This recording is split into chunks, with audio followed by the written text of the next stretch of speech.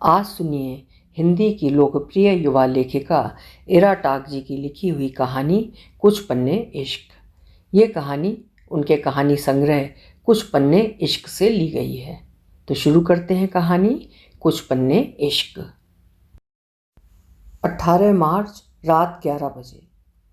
कल दोपहर मैं विक्रम से कॉफ़ी हाउस मिलने गई थी। पहली मुलाकात थी। पिछले कई दिनों से उससे फेसबुक पर और फ़ोन पर बातें कर रही थी। देर तक किताब पर डिस्कस किया। बिल मैंने ही दिया। उसने एक बार ऑफ़र भी नहीं किया। बड़ा कंजूस मालूम होता है। खैर छोड़ो, मेरा मतलब है अभी 15-20 मिनट की मुलाकात थी। अब मुलाकात को बार बार रिवाइंड और प्ले कर रही हूँ। कोई ख़ास तो नहीं था दिखने में। कपड़े भी साधारण ही पहने था।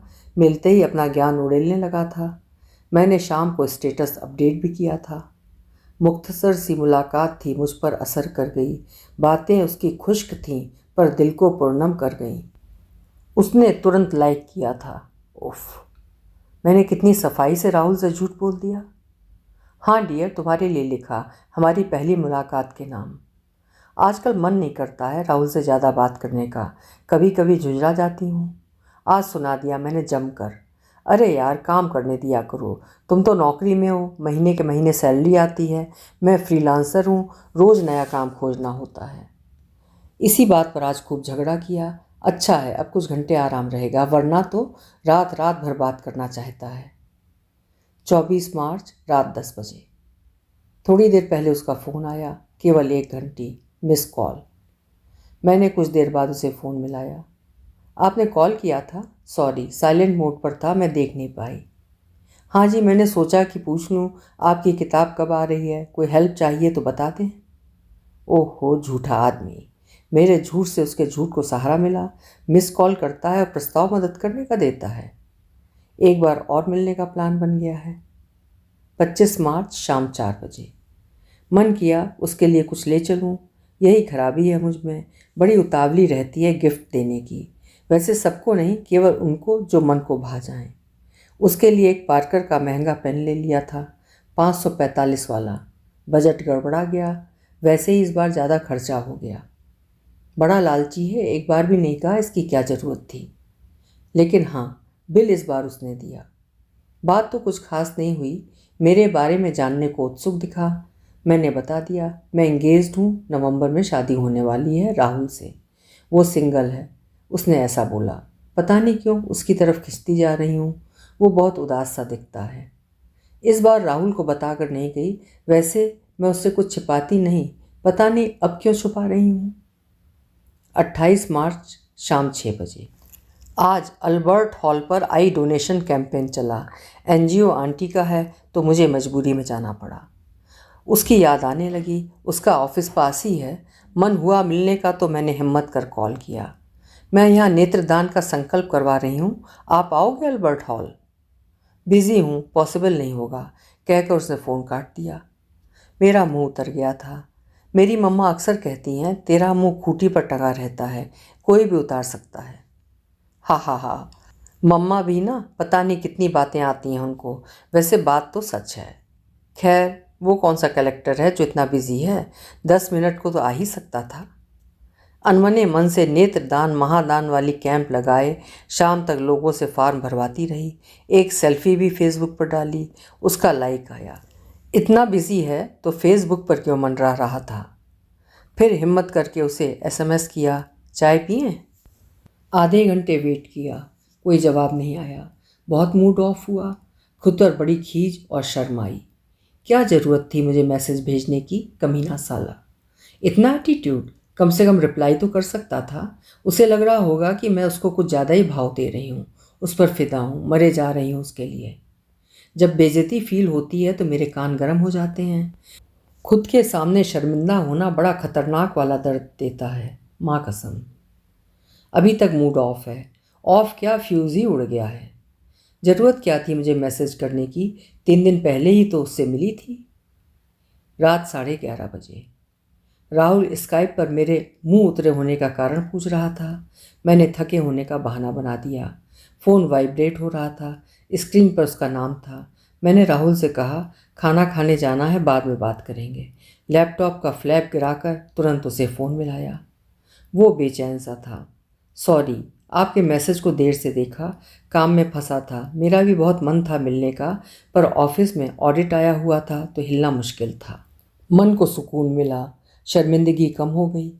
राहुल फिर फ़ोन कर रहा था। लगातार 5 बार कॉल किया। पता नहीं ये इतना परेशान क्यों करता है। मैंने जानबूझकर नहीं उठाया। अब कल सुबह लड़ेगा। फेसबुक पर विक्रम का प्रोफाइल छान रही हूँ। उसका अभी अभी मेरे किसी पुराने फ़ोटो पर लाइक आया, मतलब वो भी लगा हुआ है छानबीन में।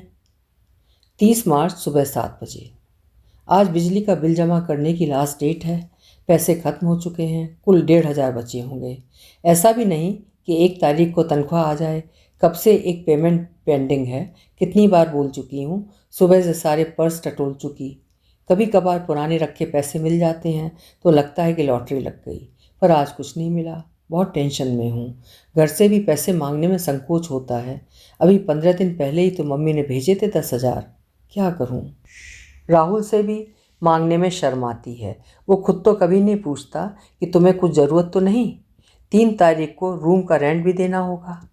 डिप्रेशन सा हो रहा है। बिना पैसे इंसान की क्या औकात। किसी से उधार मांग लूँ क्या? क्या बहाना करूँ? बार बार रहीम अंकल का दोहा याद आता है। रहीमन वे नर मर गए जो कछु मांगन जाए, उनते पहले वे मुए जिन मुख निकसत नाए। इसका मतलब तो पहले तो वो मरेंगे ना जो उधार ना दें। अब तो मांगना ही होगा। रहीम अंकल प्लीज़ डोंट माइंड। 31 मार्च सुबह 11:30 बजे। कल शाम वो क्रॉसवर्ड में मिल गया। किसी लड़की के साथ था। पता नहीं क्यों मुझे बहुत गुस्सा आया। मुझसे बस फॉर्मेलिटी में हेलो किया। मैंने नज़र बचाकर देखा था। लड़की ने 1-2 बार उसका हाथ भी थामा। ज़्यादा देर मैं वहाँ रुक नहीं सकी। मन बड़ा अनमना सा हो गया है। कल कविता से 15,000 रुपये उधार लिए। उसके पापा ने कोई बड़ा असाइनमेंट दिलवाने का भी बोला है। शायद सब अच्छा हो जाए। उसने फेसबुक पर मैसेज किया पर मैंने जवाब नहीं दिया। मुझे लगता है मैं भटक रही हूँ। शादी तय हो चुकी है। राहुल मुझे बहुत चाहता है और मैं भी राहुल को प्यार करती हूँ। फिर ना जाने क्यों मैं उसके इंतज़ार में रहती हूँ। और जब से उसे लड़की के साथ क्रॉसवर्ड में देखा है, मेरा दिमाग बहुत ज़्यादा ख़राब है। किताब प्रेस में चली गई है। सोचती हूँ इस बार नेट के एग्ज़ाम दे ही दूँ। इंटीरियर डिज़ाइनिंग में बहुत कंपटीशन है। अभी तक कोई ढंग का काम नहीं मिला और ये साले बिल्डर्स काम मांगने जाओ तो लाइन मारने लगते हैं। सही कहती हैं मम्मी, लड़कियों के लिए टीचिंग लाइन बेस्ट है। अभी फ़िलहाल कोई ज़्यादा काम नहीं, साथ में तैयारी कर लूँगी। परसों भाई भाभी आ रहे हैं। भाभी की बहन भी साथ आएगी। उसकी शादी है, शॉपिंग करानी होगी। विक्रम की बहुत याद आ रही है। बात करने का मन कर रहा है पर नहीं यार, मन को कंट्रोल करना होगा। अभी मोबाइल से उसका नंबर डिलीट कर दूंगी। 5 अप्रैल शाम 8 बजे। आज बहुत अच्छा दिन है। किताब की पहली प्रति हाथ में आई है। पेंडिंग पड़ा पैसा भी आ गया। भैया भी जाते समय 10,000 दे गए और भाभी ने हैवी एम्ब्रॉयडरी वाला इवनिंग गाउन दिलवाया। कविता का उधार चुका दिया। वक्त पर उधार चुकाने का सबसे बड़ा फ़ायदा है कि अगली बार हक से मांग सकती हूँ। अप्रैल का महीना खुशियाँ लेकर आया है। कोचिंग ज्वाइन कर ली है। राहुल से देर तक बात हुई। पता नहीं उसे क्यों लगता है कि मैं बदल गई। ज़्यादा बोलती नहीं। मुझे खुद समझ नहीं आता, पर शायद पढ़ाई के कारण पूरे दिन बहुत हेक्टिक हो जाता है। कैरियर सेट करना है, उसका बहुत टेंशन रहता है। होम मेकर का टाइटल लेकर मैं खुश नहीं रह सकती हूँ। कल इंटीरियर की 2 किताबें भी फ्लिपकार्ट से आईं। राहुल ने भिजवाई। बहुत ध्यान रखता है मेरा। बहुत प्यारा लड़का है मेरा शूना।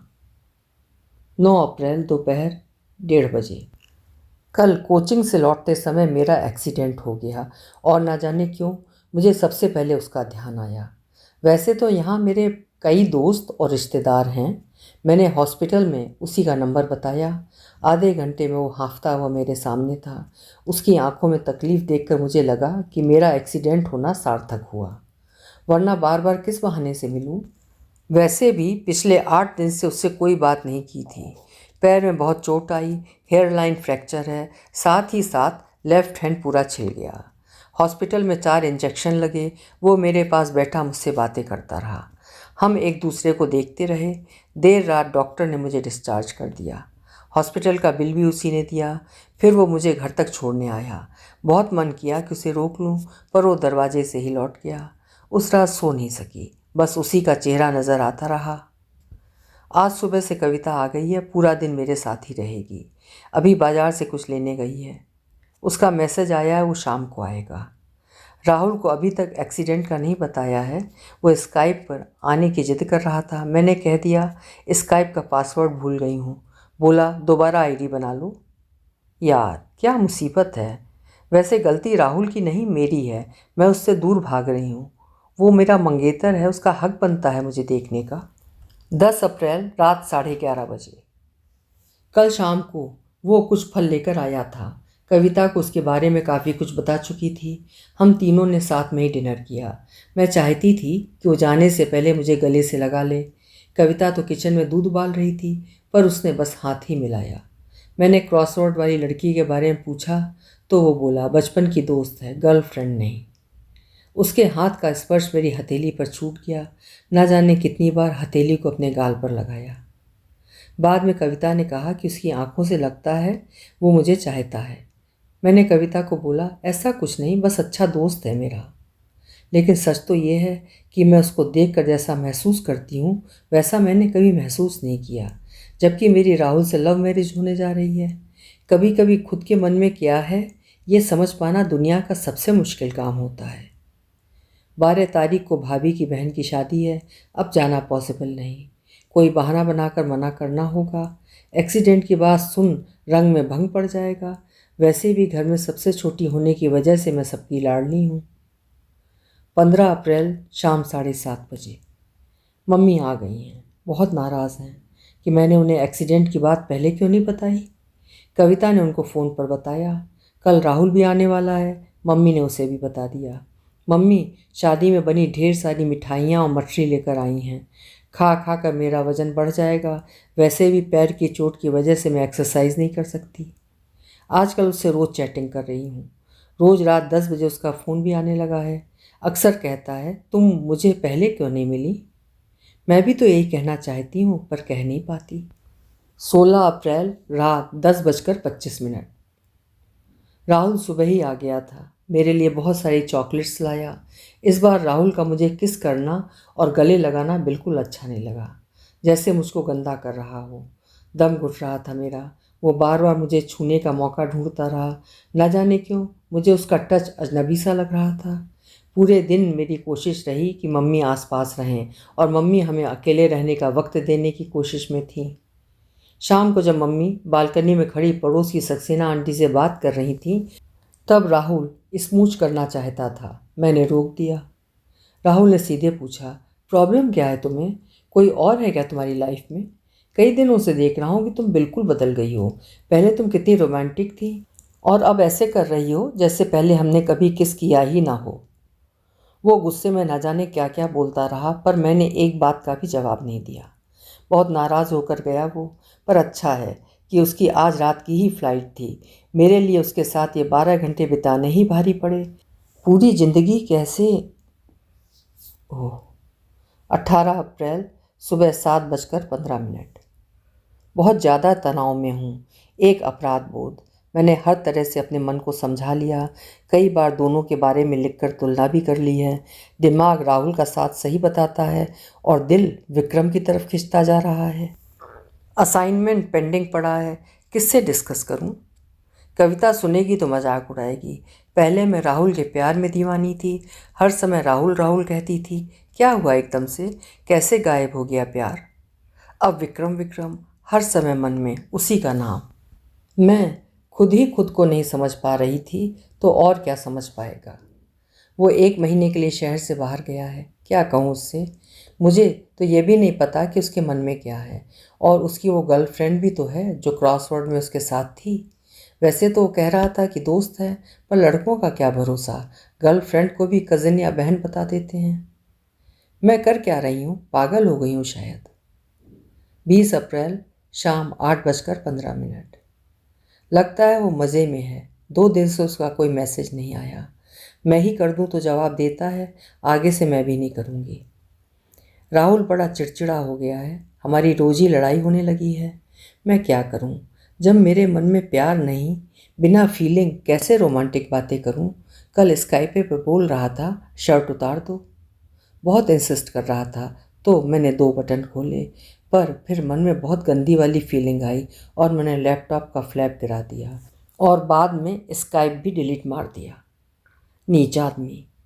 फिर मोबाइल पर फ़ोन करने लगा। गुस्से में मैंने मोबाइल भी ऑफ कर दिया। करीब 2 घंटों तक फूट फूट कर रोई। मन से राहुल के लिए सब कुछ साफ हो चुका है, मुझे नहीं रहना उसके साथ। ऐसा भी नहीं कि मेरे मन में विक्रम के लिए कोई रोमांटिक ख्याल है, बस उसको मिस करती हूँ। मैं परेशान हूँ, बहुत परेशान। हर पल उसका इंतज़ार रहता है और ये बात मैं उसे कैसे कहूँ। उसने मना कर दिया तो घर में पड़े पड़े बोर हो गई हूँ। परसों प्लास्टर खुल जाएगा, तब थोड़ी बाहर की हवा मिलेगी, शायद मूड बदल जाए। क्या करूँ? मुझे खुद को रोकना होगा। अभी उसे ब्लॉक कर दूंगी और उसका नंबर भी डिलीट कर दूंगी। पहले भी तो डिलीट किया था, पर नंबर तो याद है उसका। ये आया ही क्यों मेरी ज़िंदगी में? सब तो अच्छा चल रहा था। 21 अप्रैल सुबह 9 बजे। अभी अभी सुबह ही उसका फ़ोन आया, पूछ रहा था कि मैंने उसे फेसबुक पर ब्लॉक क्यों किया। मैंने गुस्से में उसे खूब सुना दिया। तुम तो वहाँ मज़े कर रहे हो, रोज़ रोज़ नई फ़ोटो डाल रहे हो, मुझे हेलो तक तो नहीं लिखते, ना मेरा कोई स्टेटस लाइक करते हो। मैं कोई तुम्हारी फ़ैन नहीं जो फॉलो करती रहूँ। तुम मुझे याद करने को बहुत बिज़ी हो और मैं तुम्हें याद करने को बिल्कुल फ्री बैठी हूँ क्या? तब उसने बोला कि वो डरता है मुझसे, बात करने में संकोच करता है। मैं उसके लिए ख़ास हूँ, पर वो मुझे डिस्टर्ब नहीं करना चाहता और फिर मेरी शादी भी होने वाली है। ऐसे में मुझसे ज़्यादा अटैच होने पर तकलीफ़ उसे ही होगी। मैं कहना चाहती थी कि मुझे हर समय तुम्हारा इंतज़ार रहता है, पर हिम्मत ही नहीं पड़ी। बस इतना ही कह पाई। अभी अनब्लॉक करती हूँ। 21 अप्रैल रात 11 बजे। आज हमने पूरे 2 घंटे चैटिंग की। बहुत हल्का महसूस कर रही हूँ। उसने मुझे बहुत से फ़ोटो इनबॉक्स किए। कितनी बार मन किया कि लिख दूँ, मुझे तुमसे प्यार हो गया है विक्रम, पर कैसे? मैं इंगेज्ड हूँ, बहुत बड़ा तमाशा हो जाएगा। राहुल को कैसे कहूँगी मुझे शादी नहीं करनी? मैं अब किसी और के लिए फ़ील करती हूँ। पहले इससे कहूँ या राहुल से? और अगर इससे मना कर दिया और राहुल भी नाराज़ हो गया तो मैं अकेले रह लूँगी क्या? हाँ, रह लूँगी अकेले। इस तरह 2 नावों पर सवारी कैसे करूँ? ज़िंदगी इतनी छोटी भी नहीं कि नापसंद साथी के साथ बिता दी जाए और इतनी बड़ी भी नहीं कि मन के फैसले लेने के लिए बरसों हिम्मत जुटाई जाए। मैं उसे कह दूँगी, जो होगा देखा जाएगा। अब और अपने मन के खिलाफ नहीं जाऊँगी। 23 अप्रैल दोपहर 1:40। कल मम्मी को कह दिया कि मुझे राहुल से शादी नहीं करनी है, मगर ये नहीं बताया कि किसी और से प्यार हो गया है। अगर बता देती तो ताने मार मार कर अधमरा कर देती। फिर भी कौन सी कसर छोड़ी उन्होंने। पता नहीं क्या क्या सुना दिया। उफ, कितना गंदा बोलती है मेरी माँ। जब सुनाने पर आती है कानों में से धुआं निकलने लगता है। टीन एज से अब तक हुए 2 अफेयर्स की बखिया उधेड़ दी। अफेयर तो क्या थे, इन्फैचुएशन था, जैसा अक्सर उस उम्र में हो जाता है। मैं झूठ बोल नहीं पाती, हर बात अपनी मम्मी को बता देती हूँ, पर इसका मतलब ये नहीं कि वो इसके लिए मेरी इंसल्ट करें। अब बोल रही हैं, राहुल से एंगेजमेंट में बहुत खर्च हुआ है, हम कोई बात नहीं करेंगे, तुम ही हैंडल करो। मेरा सिर फट रहा है। मैं भी जब गुस्से में होती हूँ तो खूब चीखती हूँ। अभी तो कल भैया भाभी और पापा सब आ रहे हैं, पता नहीं कितना सुनना होगा मुझे, और जिसकी वजह से ये सब हो रहा है उसे तो बता ही देना चाहिए अब। 24 अप्रैल रात 10:30 बजे। उसको कल रात सब बातें लिखकर मेल कर दी थी, सब कुछ, पर अभी तक उसका कोई जवाब नहीं आया, ना कोई फ़ोन। पता नहीं क्या सोच रहा होगा, शायद उसके मन में कुछ हो ही ना। आज चावला सर से मीटिंग थी पर मन नहीं लगा। उन्होंने पूछा भी, चेहरा इतना पीला क्यों है? बार बार तो मोबाइल पर नज़र जाती, कहीं वो फ़ोन कर रहा हो और मैं साइलेंट की वजह से देख ना पाऊँ। बाहर में जाए, मैं पलट कर उसे फ़ोन नहीं करूँगी। मैं क्यों शर्मिंदा हो रही हूँ? जो दिल ने महसूस किया बोल दिया। राहुल को मैंने मना कर दिया है, वो मुझे मना रहा है, सोच रहा है कि शायद मैं नाराज़ हूँ, पर कैसे समझाऊँ? गलती पूछ रहा है, क्या बोलूँ? गलती तो किस्मत की है जिसने कुछ और तय किया। मुझे राहुल के लिए बहुत दुख हो रहा है। मैं उसका दिल नहीं तोड़ना चाहती, पर मेरा दिल भी तो टूट जाएगा उससे जुड़कर। राहुल बार बार फ़ोन पर मैसेज कर रहा है और वो जिसका मुझे इंतज़ार है एक बार भी रिस्पॉन्ड नहीं किया मेरी मेल के बाद से। शाम को भैया पापा मम्मी सब ने खूब सुनाया, बस भाभी ने मेरा पक्ष लिया। घर में तनाव पसर गया है। आज मैं एक बार भी नहीं चीखी, कोई जवाब नहीं दिया, बस सिर झुकाकर सुनती रही। शादी नहीं करनी, बस इसी बात पर अड़ी रही। आखिर में तय हुआ कि कल भैया और पापा राहुल के घर जाएंगे बात करने। मम्मी कह रही थी कि इस लड़की ने हमारी नाक कटा दी। शब्द ही नहीं है मेरे पास अपनी तकलीफ़ और बेचैनी को लिख पाने के लिए। मन कर रहा है सब छोड़ छाड़ कर भाग जाऊं, जहाँ घर वालों के ताने ना हों, राहुल के इल्ज़ाम ना हों, बस थोड़ा सुकून हो। मानती हूँ मैंने सब खत्म कर दिया, पर किसी की जान तो नहीं ली। जान बाकी है तो फिर सब बन सकता है, राहुल की ज़िंदगी में भी और मेरी में भी। 25 अप्रैल रात 11:15। आज भी कोई खबर नहीं उसकी। 26 अप्रैल दोपहर 2 बजे। आज चावला जी की तरफ से 30,000 का चेक आ गया, पर मन खुश नहीं है, वो नहीं आया। वैसे भी उसकी ट्रेनिंग ख़त्म होने में वक्त है, लेकिन वो जवाब तो दे सकता था, हाँ या ना। शायद मेरा मन थोड़ा आराम पा जाता। घर वाले चले गए हैं, सब मुझसे बहुत नाराज़ हैं। पापा और भैया ने मामला निपटा दिया। जब लड़की नहीं चाहती तो क्या करें, अगर शादी के बाद ऐसा करती तो ज़्यादा मुश्किल हो जाती। राहुल अभी भी मुझे फ़ोन कर रहा है, वो बहुत दुखी है और गुस्से में भी, पर मैं क्या करूं, मैं अपराधी हूं। 27 अप्रैल रात 10:45। आखिर मैंने ही विक्रम को फ़ोन कर लिया। अगर नहीं करती तो शायद घुटन से मर जाती। सुसाइड के ख्याल आने लगे थे। उसने बोला वो आकर बात करेगा।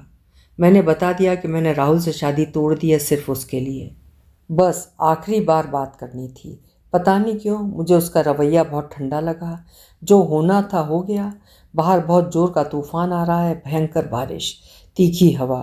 ठीक ऐसा ही मेरे अंदर भी आ रहा है। 15 मई सुबह 8 बजे। आज विक्रम का जन्मदिन है। मैंने कुछ स्पेशल प्लान किया है। हम साथ हैं, वो भी मुझे उतना ही चाहता है जितना कि मैं। 28 अप्रैल को उसने मुझे पहली बार आई लव यू बोला। मुझे ऐसा लगता है कि हम पिछले जन्म के साथी थे जो किसी श्राप की वजह से बिछड़ गए थे। हा हा हा, ज़्यादा फिल्मी लगता है पर है तो सच। हम सोलमेट्स हैं। अब लिखने के लिए कुछ बचा ही नहीं, मैं उसे जीना चाहती हूँ। अभी आप सुन रहे थे इराटाक जी की लिखी हुई कहानी कुछ पन्ने इश्क। प्रेम का आधुनिक रूप इस कहानी में दिखा। आशा है कहानी आपको पसंद आई होगी। कल फिर मिलेंगे। आपका समय शुभ हो।